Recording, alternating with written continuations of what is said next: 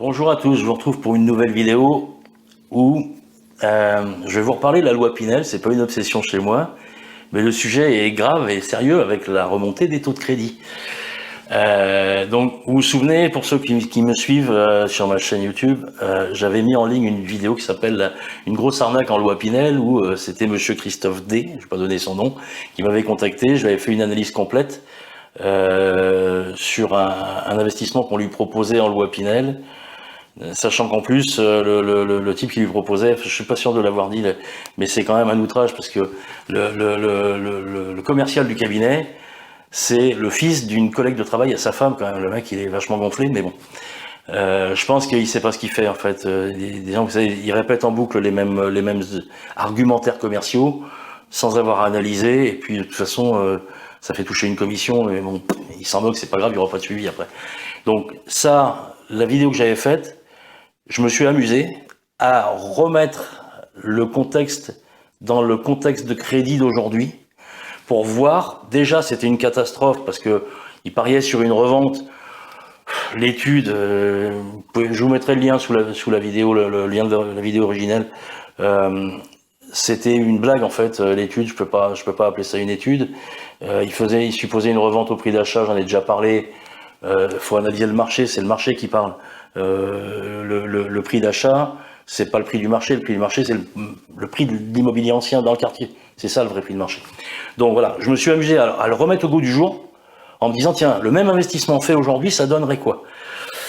Restez assis surtout parce que vous allez voir la conclusion, ça pique un peu les neurones.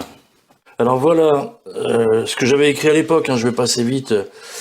Je fais juste un retour sur. Donc on lui proposait d'acheter un T3 de 65 mètres carrés classique, hein, dans le neuf, dans une grande ville, mais dans un quartier qui est loin du centre. Il n'est pas pourri le quartier, mais il n'a pas de charme particulier.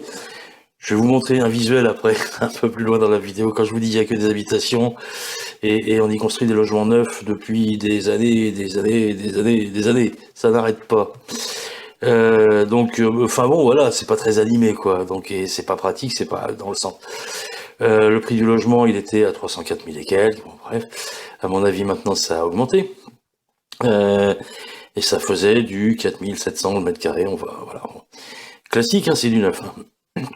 Alors, pour vous montrer que c'est pas une bêtise, parce que je peux raconter n'importe quoi aussi sur Internet, hein, je peux inventer des trucs et tout.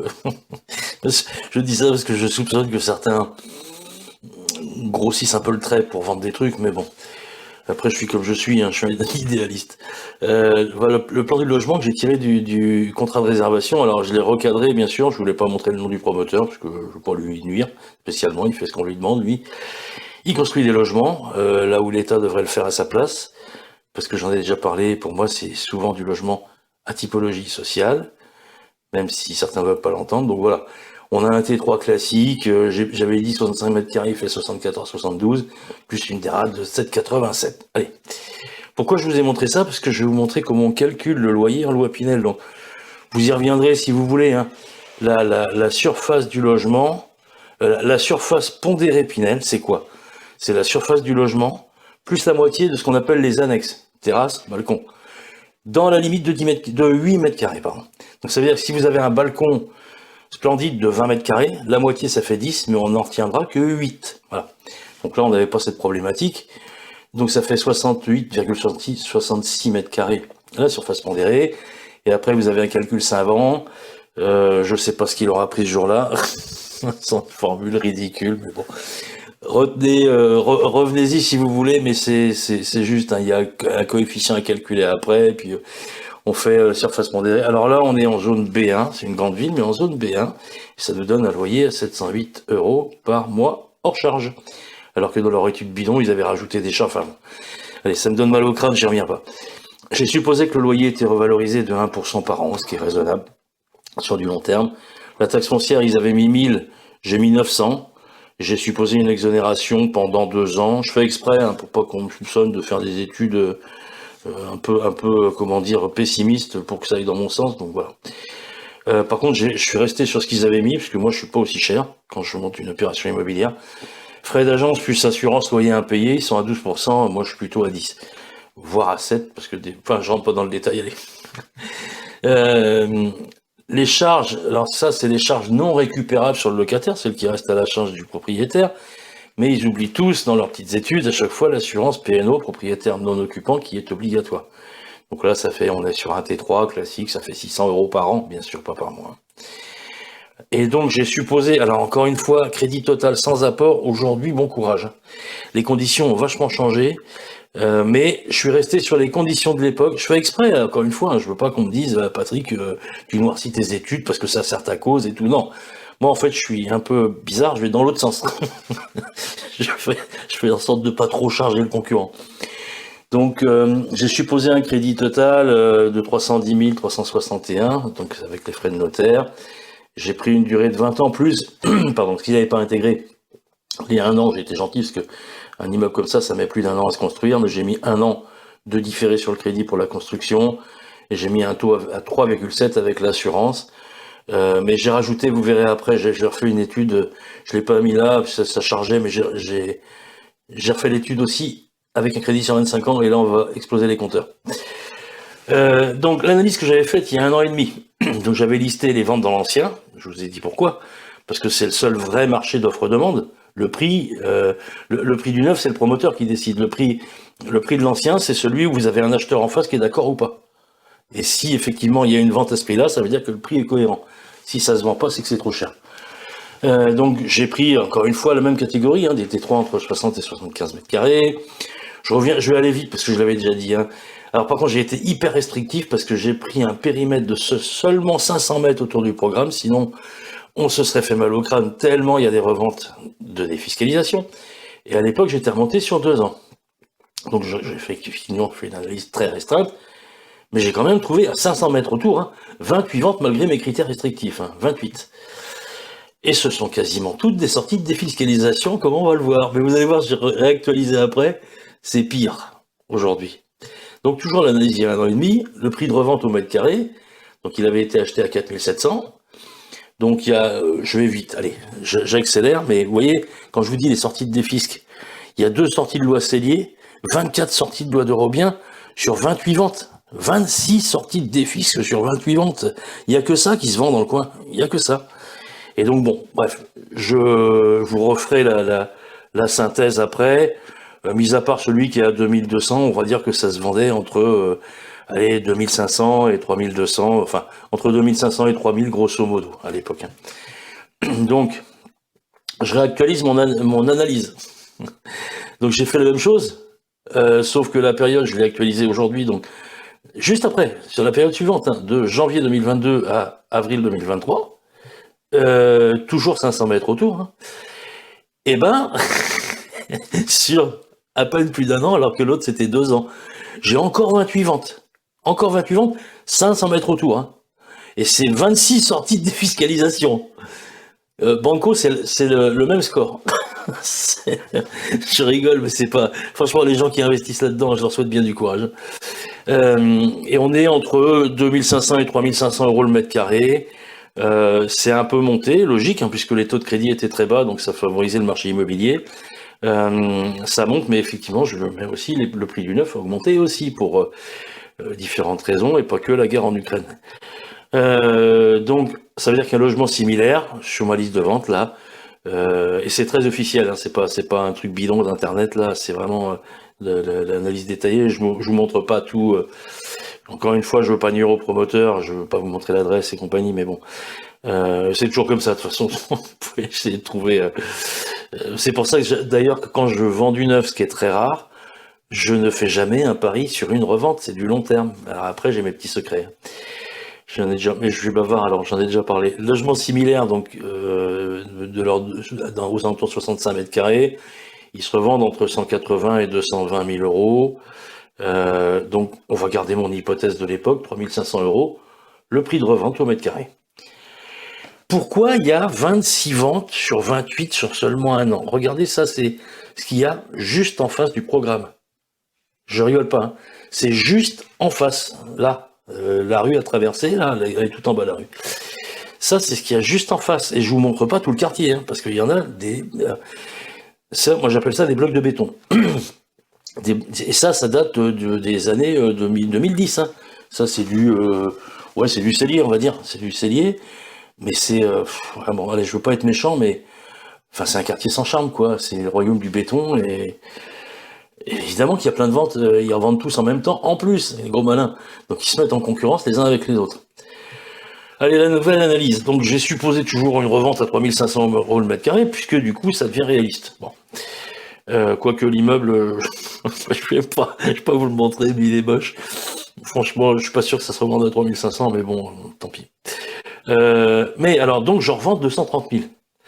Mais le capital restant dû sur le crédit, il faut bien que je rembourse mon crédit, je revends l'appart. J'ai 204 000 € à rembourser à la banque avec un crédit sur 20 ans, hein, mais j'ai 238 000 € à rembourser avec un crédit sur 25 ans. 238 000 alors que je revends 230 000. Ça veut dire que je vais récupérer moins que le capital à solder à la banque. Donc il va falloir que je sorte 8 000 € de ma poche, de mon épargne, pour solder mon crédit. Belle opération, hein. Combien ça a coûté? Parce qu'il faut l'intégrer aussi, ok, je revends, d'accord, mais il m'a coûté combien pour calculer le rendement? Donc avec un crédit sur 20 ans, et les conditions de crédit actuelles, hein, il m'a coûté 69 000 €, j'ai arrondi, hein, il y avait peut-être 200 balles ou 300 balles. 69 000 € les fonds de trésorerie net, hein, avec un crédit sur 20 ans, 45 000 € normal, puisqu'il y a une mensualité moins importante avec un crédit sur 25 ans. Mais maintenant, je fais le calcul de la perte, ça fait combien? Ben, ça veut dire qu'en net, hein, j'ai perdu 43 000 € avec un crédit sur 20 ans. Comment on fait? 230 000, je revends. Moins 204 000, je rembourse à la banque, le crédit. Moins, est-ce que j'ai sorti, moi? 69 000. En net, ça veut dire que je suis en négatif de 43 000. Voilà. J'ai perdu 43 000 € dans cette brillante opération de défiscalisation. On m'a fait rêver sur mes projets pour la retraite. Hein. Parce que c'est Christophe, là, c'est ce qu'on lui avait dit. Hein. Bon, bref. Et donc, j'ai 53 000 € de perte nette avec le crédit sur 25 ans, même calcul. 230 000, je revends, le prix de revente. Moins 238 000, je solde mon crédit auprès de la banque. Et moins les 45 000, ce que j'ai sorti en trésorerie. Très belle opération. Alors ça, c'est ce que j'avais mis il y a 1 an et demi dans ma vidéo. J'avais mis, imaginez maintenant que dans 10 ans, j'étais pas, je dois être devin, j'en sais rien, mais j'avais pas prévu ça. Imaginez maintenant que dans 10 ans, quand vous revendrez, les taux de crédit remontent et les prix baissent. Bah ouais, ça peut arriver, parce que là, on se projette dans 10 ans. Ça donnerait quoi? Si, alors je vais pas charger, hein, je suppose juste une revente à 3 000 € le mètre carré. Donc ça fait 195 000, j'ai arrondi à 200 000 pour vous faciliter la lecture. Donc ça donne quoi? Avec un crédit sur 20 ans, bah du coup ma perte, parce que je revends 30 000 € moins cher, hein, donc il y a 30 000 € d'écart. Donc ça veut dire que de 43 000 € de perte, je passe à 73 000 € et il faut que je sorte 4 000 de mon épargne personnelle pour solder le crédit. Je vous laisse faire le calcul, hein, vous avez tous les chiffres. Hein. J'ai mis crédit 20 ans, tant pis, je ne corrige pas. C'est avec un crédit sur 25 ans. Avec un crédit sur 25 ans, la perte, elle est de 83 000, mais il faut que je sorte 38 000 € d'épargne personnelle. Et ça, c'est un scénario qui est pas ridicule, hein. On peut le tenir. Hein. Encore une fois, je suis pas devin, mais faire un pari sur une revente d'un truc que j'ai acheté 300 000 €, vous êtes bien audacieux. Hein. D'ailleurs, petite suggestion, du coup, on va se déstresser. Et si on se parlait de Girardin pour défiscaliser, parce que là, au moins, j'ai des garanties, si vous voulez. Donc, enfin bon, j'espère que ça vous fait réfléchir, parce que je rigole, mais c'est pas une rigolade. Bon voilà, j'espère que ça vous fait réfléchir. J'ai oublié de le dire, pensez à vous abonner, ça peut m'aider pour mon référencement. Si vous aimez ce que je fais, un pouce vers le haut, c'est juste sous la vidéo, ça m'encourage aussi. Mais vous avez vu, hein, là je plaisante toujours parce que j'utilise un ton léger, mais ça me fait pas du tout rigoler parce que les enjeux sont énormes. Enfin, vous pouvez vous ruiner. Enfin, je veux dire, ça peut même créer une ambiance familiale délétère parce que des problèmes d'argent à ce point. Moi, je pense toujours à l'humain, c'est bête, mais moi, mes clients sont des gens. En fait, c'est pas un numéro de dossier. Donc, vendre un truc où je sais que ça va pas marcher sous prétexte de toucher une commission, ça me pose un petit problème éthique. Et donc, vous en avez eu l'illustration ici. J'espère que ça vous a intéressé, que ça vous fait réfléchir. Si vous voulez me contacter, vous avez mon adresse mail qui s'affiche. Et puis, mais surtout, faites toujours appel à votre bon sens. C'est-à-dire qu'on vous propose un truc, posez-vous, réfléchissez, qu'est-ce que c'est? C'est quoi? Et l'immobilier, il y a un marché à chaque fois. Donc, faut regarder ce qui se fait sur le marché et essayer d'analyser les choses. Parce que si vous écoutez les commerciaux, bien sûr, ils sont là pour vous vendre des trucs. Donc, c'est malheureux. Hein, je suis un peu, comment dire, je débile un peu la profession, mais j'en ai marre parce que c'est pas fait sérieusement. Et quand on parle de 200, 250, 300 000 euros d'investissement, on peut pas le faire de manière légère juste parce qu'on paye des impôts. Voilà. Bah écoutez, je sais pas si je vous ai intéressé, j'espère en tous les cas, et puis bah, je vous préparerai une autre vidéo bientôt, je sais toujours pas sur quel thème. Au revoir.